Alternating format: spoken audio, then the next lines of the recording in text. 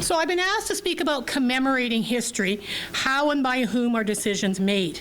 First, let me add the proviso that everything I present, as always, is from my opinion, my perspective. I'm not representing any of the organizations that do commemoration. I work with a lot of the organizations and give support, but they each have their own ways of commemorating, but I don't speak for them. And so I want to look about how things have been done historically, some of the trends I've noted, and how things I've seen. The beautiful thing about commemoration is that really no one owns it. Because commemoration is, in fact, a very broad thing. There are many ways people are commemorating things every day. They commemorate people, places, events. And so commemoration simply is recalling and showing respect, serving as a memorial to, and celebrating something by doing or building something. And if you want to think about how broad commemoration is, if I say Battle of New Orleans or the sinking of the Edmund Fitzgerald, I would imagine at least some of you have songs running through your head right now. And so from songs, from art, from music, from plays, there are so many ways things are commemorated. And so when I'm talking today, I'm going to be looking at more of the concrete ways, but keep in mind that anybody can commemorate anything in so many different ways, and this is a broad category. Now, there are many ways, as I said, things are commemorated. So first, I just want to walk through some here in southern Alberta that we have. On the top, we have the new signs that have gone downtown, where we have the numbered name, and then the original name, Glynn Street, which is 7th Street South today, named after one of the investors. And so naming of streets is certainly one of the ways things are commemorated. I do have to tell you that we have permission, and by that, I mean myself and a small group, we are going to be naming the downtown back alleys. And the signs we're still arranging the signs, and you'll be able to read the QR code, and it'll tell you who that person was. And the way we came about, they've all been named, they just haven't been put out, is the rich people got the streets. The people who use the back alleys are getting the back alleys. And it is everything from bootlegger to our first health inspector, because certainly health inspectors spend more time in back alleys than people realize, having to check things out. And so naming of streets is certainly part of it, and there are various ways they are named in Lethbridge. On the bottom is the Shackelford Industrial Park. I don't know if you realize it is the practice in Lethbridge to name our industrial parks after our mayors. So we have the newest one, which is the Sharing Industrial Park. We have Shackelford Industrial Park, and we have Anderson Industrial Park. And so each one named after a mayor. There's also Churchill Industrial Park. He just seems to slip in every place. So not quite a mayor, but you get the idea. And then, of course, we have the cenotaph. And the cenotaph, which every small community has a cenotaph or war memorial. Going through the states and having been down for a conference in Washington, D.C. earlier this year, somebody was, and I can't remember the number, but somebody was commenting how many Civil War memorials there are and how few civil rights memorials there are. And so it's interesting, the wars, tremendously traumatic, had a great effect, but really small times in our history that have many commemorations around them. And so we need to think also about what are the things that are gradual that aren't commemorated. And also, they're doing a Galt Gardens plan, and I got to put a plug in. The cenotaph is in the wrong place. It needs to go home. But some of the other things, of course, buildings named after people. We have Emil Sick's cornerstone at the, Fritz Sick's, it was laid by Emil Sick. It's for the Fritz Sick Memorial cornerstone there. We have the coal mine kiosk in the River Valley. We have Helen Schuler's Nature Center. And we have Jim's Shop both sides, which is actually at Sotawawa Park. It's in the Blackfoot name, the name of the park, but there is a plaque beside the park that you can stop and read. So getting parks named after you. Many ways things can be commemorated. We also, of course, have the group in the top. I'm sure many of you recognize many of the ladies sitting there. That is 5 of the 6 members of the Legacy Ridge Committee who worked on getting the whole area of Legacy Ridge named after women of Southern Alberta history. And so we have complete subdivisions named after areas. We have the Coal Banks area, which even if they didn't really mean to make it a historic area, certainly has a historic connection to it. We have the Yates Memorial, so you can get a building named after you. Does anybody recognize the monument in front? Yeah, it's the irrigation monument. So all the irrigation districts got together just over 50 years ago and put together that monument to the history of irrigation. And they also did a scroll listing all of the different irrigation districts that have operated in the area, which was presented to the City Hall and then to the Galt Museum. So that memorial there is the irrigation one. If you want to get a really good system of commemoration, just walk around City Hall or anywhere in Lethbridge. The Historical Society has actually documented all the plaques and monuments in Lethbridge, and the old archivist at the Galt, Greg Ellis, used to say that historians in Lethbridge have seen more plaque than most dentists ever will, because we have over 200 plaques and monuments around Lethbridge, if you actually know where to find them. We have art projects, and I have the Allied Arts celebration of their 50th anniversary. You'll see the ball there that's on 7th Street. And then if you haven't had a chance to look at the masonry outside City Hall, take a time. If you're ever bringing anybody to Lethbridge and you have 10 minutes to show them the entire history of Lethbridge, just walk along the masonry by City Hall. It's beautiful, the different categories there. And then, of course, we have a road sign down in the little area by Highway 3. I was just back in the States. Montana does road signs much better than we do. They're usually much funnier. And then a few more. We have the Hungarian monument outside Yates. We have the guns at the east end of Henderson Lake. The guns, and Jean here is going to kill me, but the guns need a plaque because everybody thinks they're Canadian guns. They are, of course, German guns. They were war booty from the First World War. The city actually asked for 4 guns and an airplane. We got 2 guns. They have been in various places around the city, but they have been for a number of decades now at Henderson Lake. And then, of course, the plane that is at the Legion. So if we think of commemoration in a broad sense, there is a great deal of commemoration. Some of it is done publicly, some of it is done privately. But even the private ones, if you want to do a monument or a plaque, depending if it's on a private or a public property, you have different regulations. If it's in the public area, the city has a monument policy, they have plaques policy. There's a lot of work to go through. And if you want to do any monument or anything, one of the things they're going to ask you is, do you have money to keep it going? Like, it's easy to put something up, but who's going to maintain it, that sort of stuff. So there are a lot of policies around these, and there's a lot of ongoing maintenance of a lot of these. So certainly they're there.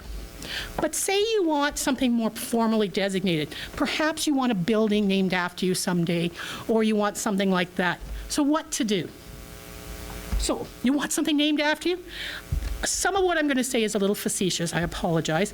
But even though it's tongue-in-cheek, it's meant sincerely as well. If you want something named after you, die at the right time. Because usually you have to be in people's recent memory to have something named after you.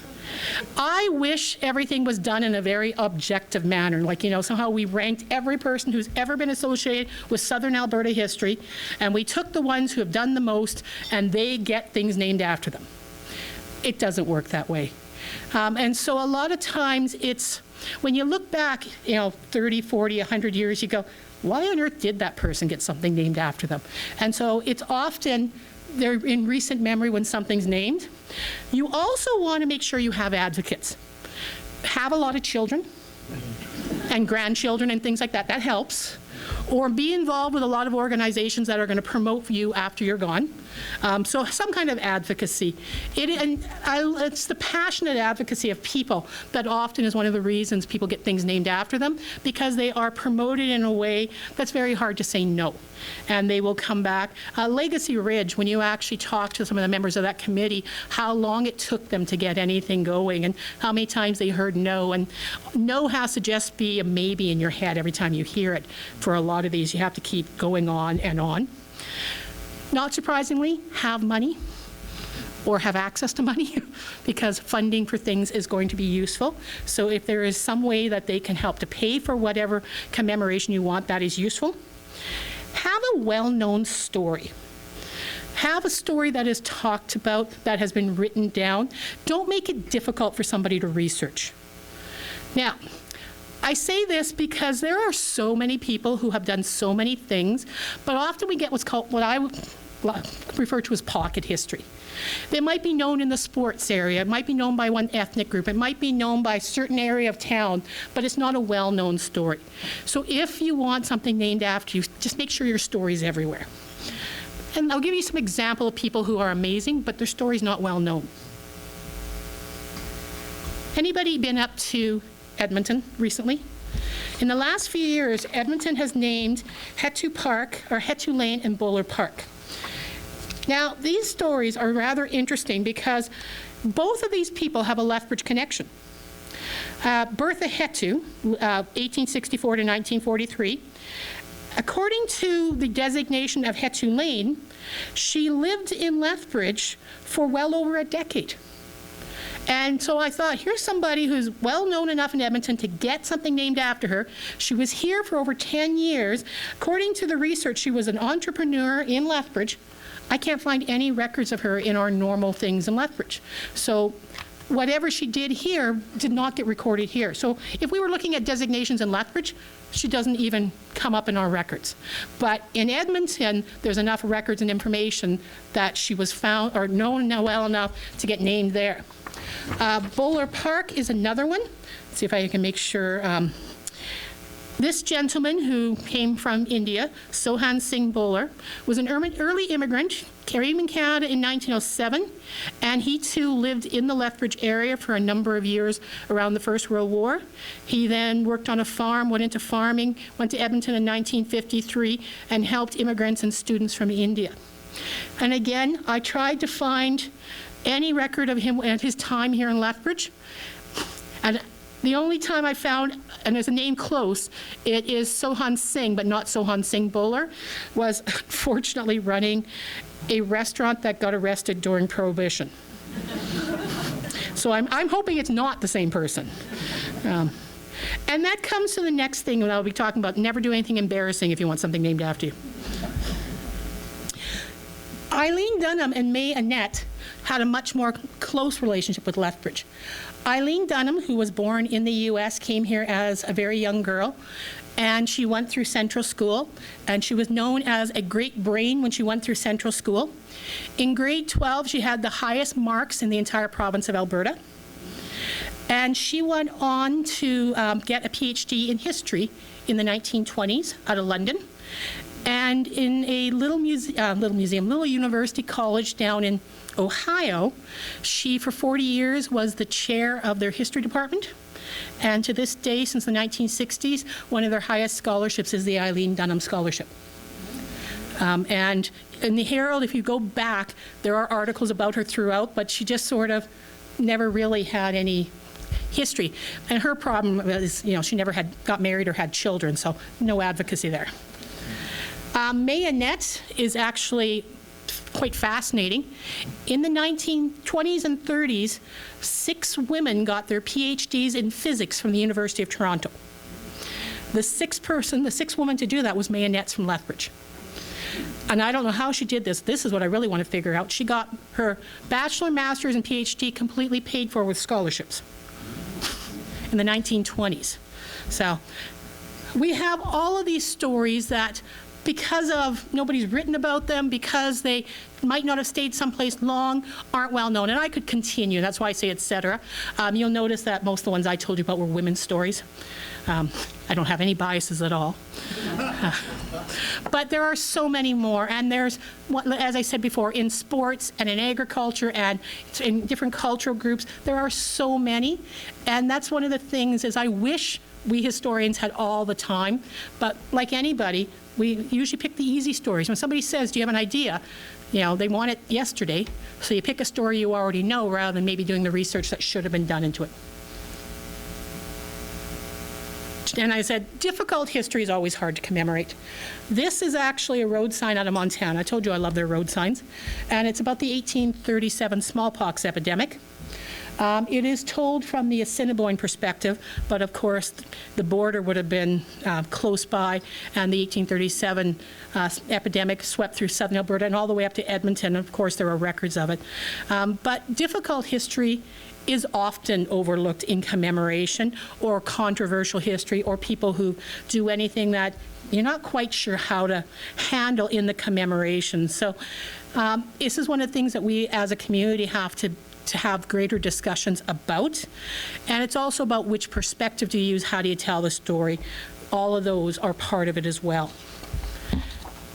Now, those are sort of the broad generalizations, but maybe if you want a school named after you, the school board, you do have to be deceased. You do have to be related to education. You have to have all of those. So everything that can name buildings has very specific rules. In some cases, it's almost easier not to name things after people. I think that's why the city just, okay, in my opinion, cheated and just called the new park Legacy Park, because then you don't have to actually make a choice. It's the legacy of everybody. But even though it's difficult, you still have to make these choices. But let's get on to one of the reasons we're here today, the commemoration of mining in southern Alberta.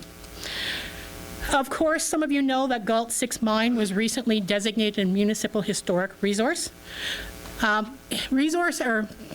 We can get national, provincial, or municipal designation, all of them being done by different levels of government. The municipal designation that came to Galt 6 was through City Council. They are the final say. They have the Historic Places Advisory Committee, and Jean is the LHS representative on that. They have a 3-member committee that makes recommendations. They have city liaison staff, and recommendations are made, but City Council gets final decision. And just earlier this year, they decided to commemorate Galt 6. Mining commemoration, as I said, in the broad context, there's a lot of different mining ways that coal mining is commemorated. Royalview Memorial Cemetery was opened 2 years ago and has the name of the coal mine that was north of Hardyville attached.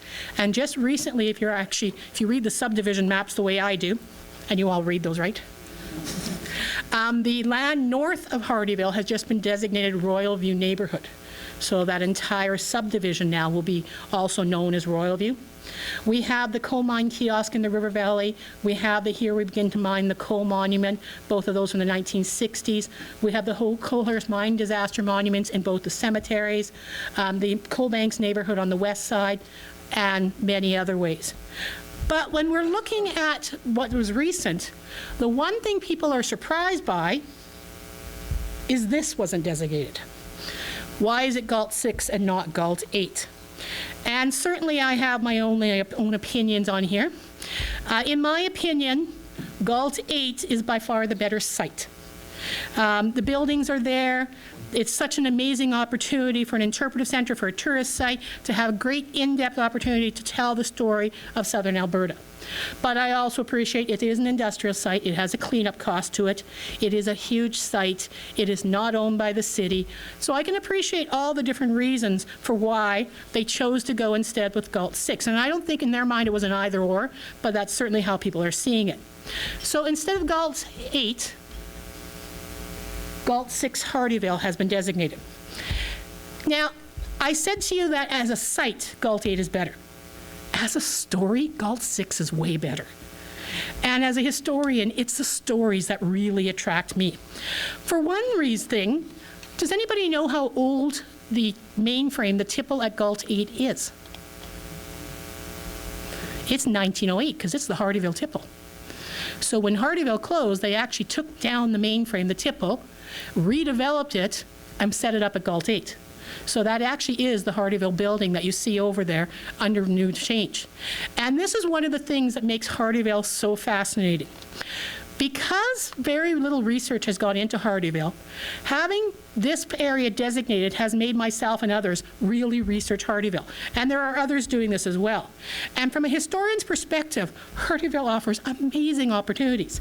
Just to give you a sense, when Royalview closed, they took the old mining office from Royalview, moved it into Hardyville, where it became the hotel. But the first hotel from Hardyville, as well as the church from Hardyville, which was originally the Presbyterian Church, then became the Catholic Church, both of them were moved to Coaldale to be used as a hospital and a church, respectively. Oh no, it gets more fun. When Hardyville closed, the miners, who mostly went to work at Gulls 8, simply dragged their houses into Lethbridge, and around 9th Avenue, where 12A, B, C are, half those houses are actually Hardyville houses originally. Oh, no, trust me, Hardyville has more to tell. When Royalview closed, some of the miners took their houses from Royalview into Hardyville. One took his house, dismantled it, put it in a boxcar, moved it to Milk River, then to 117, where he put it back together as his farmhouse. So, unfortunately, that house is now gone, but there are houses potentially in the Milk River area, which are Hardyville houses.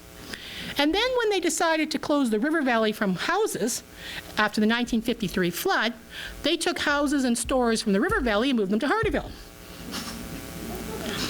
So Hardyville, not only through the lives of the miners, but the buildings, through everything, is the history of coal mining in general as well. And there are some amazing stories there to tell. Hardyville at one time had about 600 people living there. Hardyville has also, because I love Hardyville, they've just randomly changed their street numbers 4 times. It used to be 1st Street to 3rd Street, 1st Avenue to 5th Avenue. Then they took on 11th, 12th, and 13th Street, but kept 1st Avenue to 5th Avenue. Then for a time, they gave every street names, but switched the avenues and the streets in opposite directions of how they used to be. And now they have 11th, 12th, 13th Street, 40th to 44th Avenue. Yeah. So trying to figure out which house was owned by which person, I have this giant spreadsheet now because thanks to the tax records of the school division from 1936, I know the houses that were there in 35, 36. I know their legal addresses. And so I know the legal addresses today, and if I can match the right name to the legal address, I can now figure out who lived in that house the whole way across, under 4 different street addresses. Hardyville, like I said, has a story to tell of so many ways. And it's making us really look into the history. Through Facebook, through all sorts of things, through speaking to you today, we've been talking to a lot of people who were born in Hardyville and asking them to help us with the stories. And we're getting it. You'll notice we have some pictures down below. The top one, the one that's really hard, that's the old hotel that became the second hospital in Coaldale. And on the other corner, we have, if you see that peak, you know you have an old coal mine cottage. And it's interesting, the original cottages were built in 1908. Thomas Stubbs, if you were starting a coal mine 100 years ago, you seem to have given him a call. He built the old coal mine cottages in Coleman and in Hardyville and a few other places. And we have one 1908 building left in Hardyville. And we know it's 1908, but I'm trying to prove it's a Thomas Stubbs house, one of the original. But we'll see if I can actually prove that. And then different people through email, through Facebook, have sent me some family pictures because we have very few pictures of Hardyville. And then we have the church, which was, again, originally Presbyterian, sold to the Catholics, renamed Our Lady of Lourdes, and then sold to Coaldale, where it had a third name, and then unfortunately lost to fire. And so this, to me, is what commemoration is. When it's really well done, it's about finding all those stories and putting it together. Having a name on is one thing, and we hope when the park is developed, a lot of these stories will be told. But to me, what's even better, I now have a 150-page document on the history of Hardyville that I've been putting together the last year and a half, where if you'd asked me 2 years ago about Hardyville history, in document form, we had virtually nothing. And so this is why I'm glad Galt 6 is being recognized in this way, because Hardyville's story is finally going to be told. And if you're from Staffordville, we'll get around to that at some point too, because that's another area that's not well told. And if you're from Rolog, well, there was only like 10 of you, so that's okay. You guys do know where Rolog was, never mind. So in brief, commemoration is so many things done in so many ways with decisions made by a lot of people. And if you don't like how something's commemorated, the beautiful thing is, you can go and do it yourself. Write a song. I can't write songs. Maybe you can, but lots to do. So thank you so much, and hopefully I'm on pretty good time.